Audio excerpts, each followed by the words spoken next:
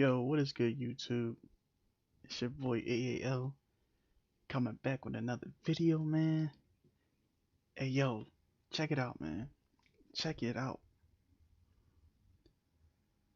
I woke up this morning feeling strange, feeling uneasy, feeling confused, but at the same time, I'm happy. Not satisfied, but I'm happy. Now, look, I've been absent for the past few games, haven't covered the past few games, and for good reason. I just got annoyed, man. I just got completely annoyed what was going on, what was happening, everything that was going on, about the injuries and, you know, losses and all that stuff. But hey man, look, the Bucks pulled it out. The Bucks pulled it out. I don't know how, but we gonna discuss how, man. We gonna discuss how it happened, you know, what it really means. And we're gonna see how the if the Bucks can actually win a championship, what the future holds. And yeah, man, let's get straight into this, man. So what's up with you guys? What's up with you guys? How y'all doing? Everybody good? Hope everybody having a good 4th of July weekend and all that. And yeah, man. All right, so here's what's up, right? I'm a little mad. I'm a little upset because things happened that should not have happened in these past few games. But before we get to what's on the screen right now, we got to go back to game 4. Now this is the infamous game, the game changer. This is the game where the whole dynamic of the series kind of flipped, where it was like who was really going to win the series. I mean, you already had Trey Young, he was out with the ankle injury, but this was really the game to decide if the Bucks can really come, if the Bucks can really win this thing, like just take it in 5, like just get the Hawks out the way, or the Hawks can actually, if the Hawks are actually legit. And let's just say, as you can see from the score, yeah, the Hawks smacked the Bucks pretty badly, very badly, to the point where I stopped watching the game at yes, this very moment. Giannis Antetokounmpo goes down with the knee injury, hyperextended knee. The thing looks nasty, disgusting. It's something that your legs should never do. No part of your body should ever do. You're not supposed to bend like that, bro. When this happened, bro, honestly, my heart just dropped. I was like, bro, ain't no way the Bucks winning this series, man. Ain't no way the Bucks win this series because here's the thing. Mike Budenholzer is a terrible coach, awful coach. Game plan adjustments are not good. It's been shown throughout this series, and it was shown in the series against the Nets. He's just not been a good coach. Nick McMillan has outcoached him this series. Well, obviously that it didn't really work out that way, but hear me out, right? So game 4, Bucks were getting blown out. Now I'll admit, the Hawks were making all types of bull crap, all types of shots. Mind you, they did not have Trey Young. You had Clint Capella making turnaround fadeaways behind the backboard. I'm like, nah, okay. You know what? Okay, I can already tell what type of game this is, man. Because, bro, these dudes are making anything, bro. I mean, golly, bro. I mean, the box score doesn't really say too much, but I mean, without Giannis, the Bucks clearly struggled. Nobody was really doing anything. Giannis got going in like the third quarter, 7 to 10 from the field or anything, but it didn't really matter. Okay, I gotta talk about these two guys. These two guys right here. Yes, Jrue Holiday and Khris Middleton. Yo, I've never seen two more consistent players in my life. You don't know what you're going to get from these two guys. These guys are supposed to be Giannis's backup. You know what I mean? Every every single night, Giannis had like a streak going where he was scoring like 30 and 10. every single night. You don't know if you was going to get 20 from Drew or 20 from Chris or 10 from Chris or 10 from Drew. You just have to play the game to see what type of night it is. But dog, yo man, these two right here are some of the weirdest players I've ever watched, covered, analyzed, and because I really I don't know what gets them going. I don't know what throws them off. I don't know what it is. I don't know if it's mental. I don't know if it's defense. I don't know if it's coaching. I really don't know what gets them going. You know. So after all that, that brings us to game 5. Now yo, hey yo, bro, I did not watch this game. I did not watch this game at all because I'm going in with the mindset that the Bucks were going to get absolutely trashed. They were going to get blasted, blown out, blown off the floor, yada yada yada. Let me tell you something. I'm not a Bucks fan. I'm not a die-hard Bucks fan. I'm a Heat fan at heart, but I am also a Giannis Antetokounmpo fan. That's my favorite player. You know. So when the Bucks beat the Heat, I wasn't too sad about it because my favorite player was going moving on. Was moving on. So when he got injured, I'm sitting there thinking like, yo, the Bucks have no chance, bruh. In Game 6, these dudes came out looking like gods. I'm talking about, y'all ever seen Space Jam? The Goon Squad. These dudes was looking like monsters, bruh. I'm like, what? I watched the highlights of the game. Yo, bruh, there hasn't been a game, I don't think, in the playoffs where both Drew Holiday and Chris Middleton both scored 20 plus. And they did it in this game. This was probably the first time they ever did it in the playoffs. They both scored 20 plus.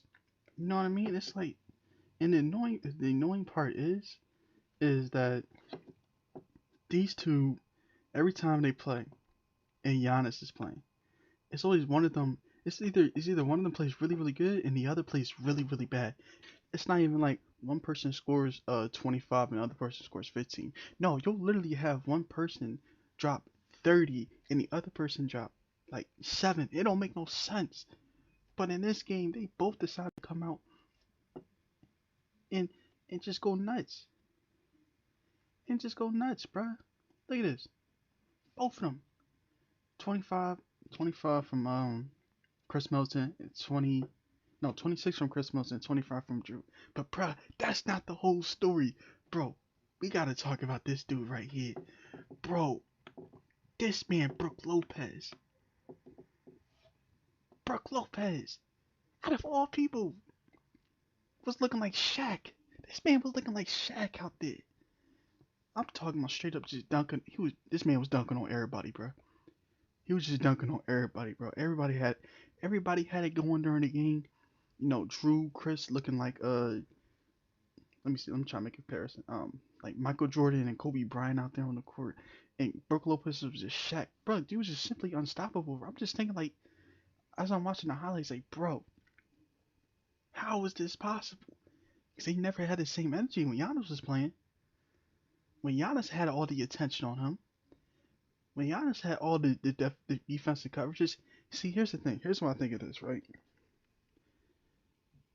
Every team has a plan to stop Giannis, right?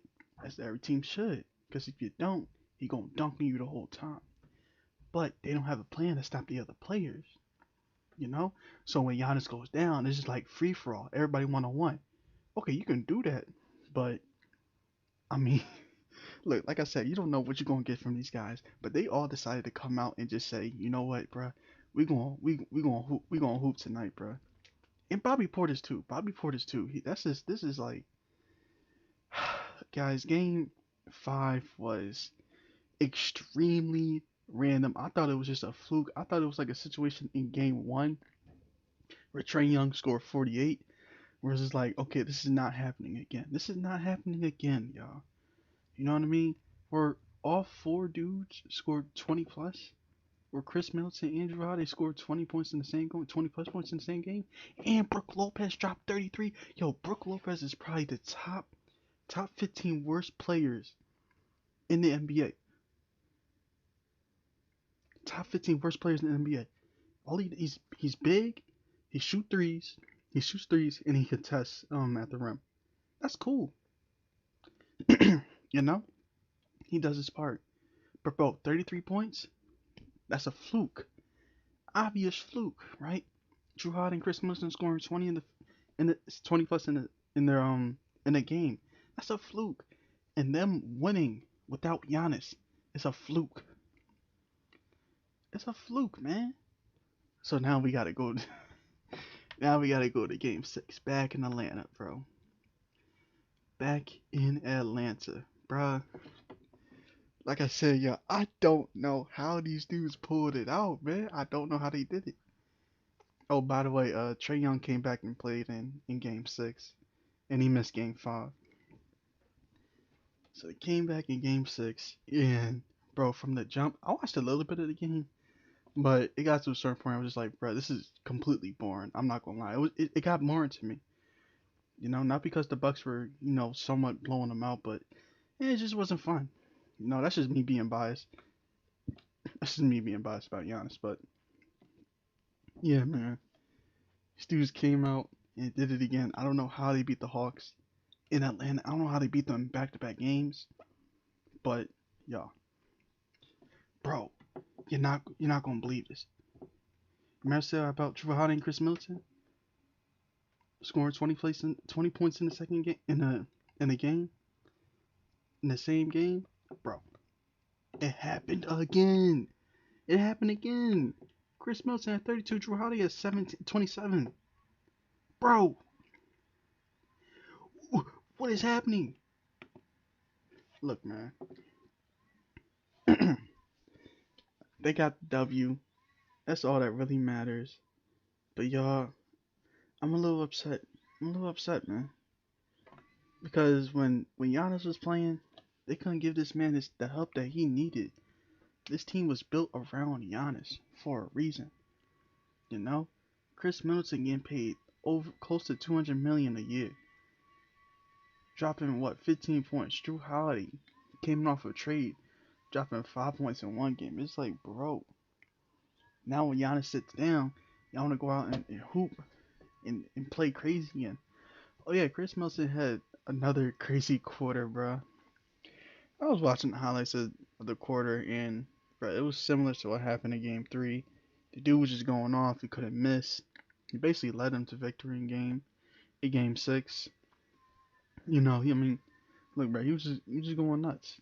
The Hawks had no answer for him. You know what I mean? Like it is what it is. I'm happy that the Bucks won. They're going to the finals, and they have a chance to win a championship. But I want Giannis to play. I want Giannis to play. Who doesn't want to see their favorite player play, right? You know what I mean? It's like, look, it is what it is, bro. He better play in the finals. Cause here's the thing, I don't think Phoenix gonna go for any of that.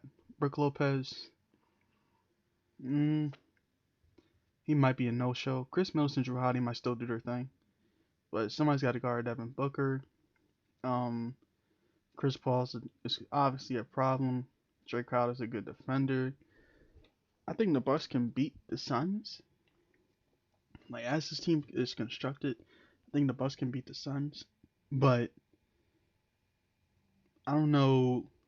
I mean, they might be able to like even do it in 5 games if Giannis is still playing. Because bro, I'm gonna be real. I'm gonna be real. There's nobody on the Suns that can legitimately guard Giannis.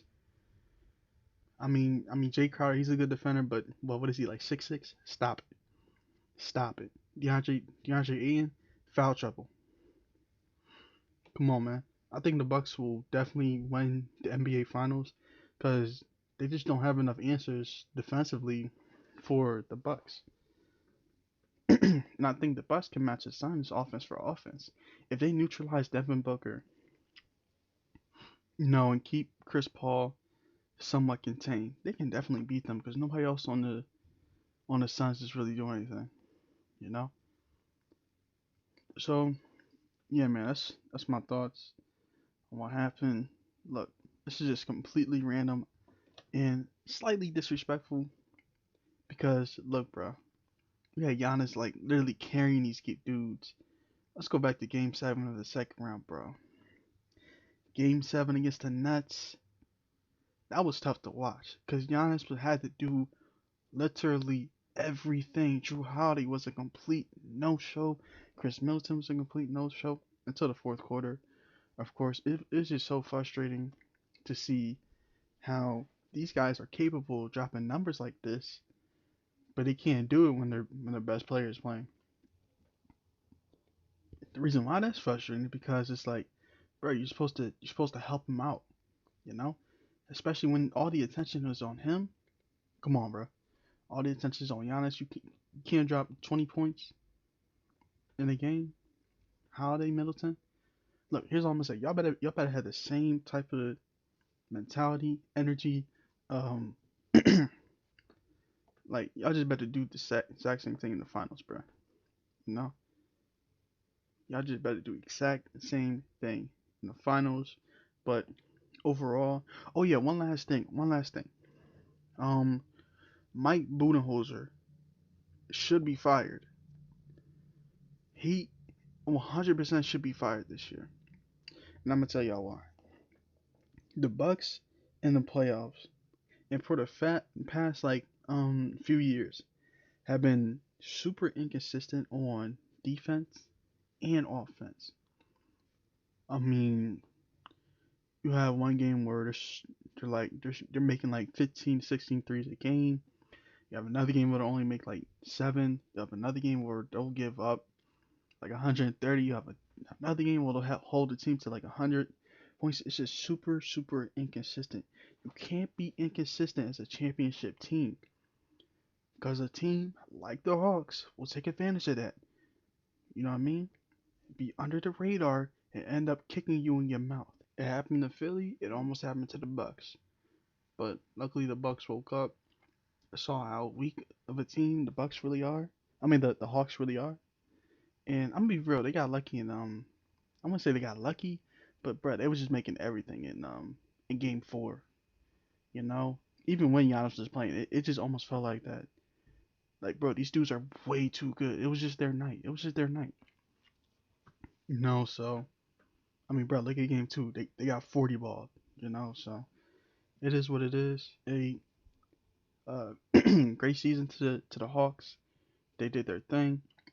They beat the Knicks, which nobody thought they could do it. They beat the Sixers, which definitely nobody thought they could do.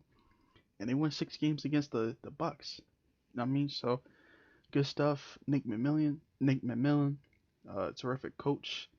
Um, Clint Capella played good defense. Kevin Herter, Red Velvet, nice. But if Bogdanovich wasn't injured, he could have really been a problem. He could have been a huge problem. He was a problem, but if he wasn't injured, he could have been an even bigger problem. Trae Young, you know what I'm saying? He did his thing. Unfortunate that he got injured. This series could have possibly won 7 games if he didn't get injured at all. He played in game 6, but I mean, right when you coming off an injury, it's like, right, you're gonna be feeling that throughout the whole game, and you're not gonna be able to do stuff you used to do. Defenses are already going to be tight on you. They're already going to have the mentality that you might be able to drop 40. So you factor in that and the fact that you can't really move like you used to. I mean, bro, you're not really gonna do nothing. So yeah. And last but not least,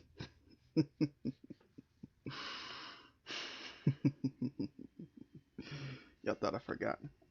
Y'all thought I forgot, man. John Collins. Look, like if y'all want to know why I'm mad, like I don't like John Collins at all, bro. There was a game and there was a play in like in game 1 or game 2 where Giannis was backing him down and John Collins fouled him because I mean, of course, John Collins can't guard Giannis. I mean, come on. Yeah, he fouled him and he looked at Giannis a certain way. He was like, "Yeah, man, do that again. You're not doing nothing in here.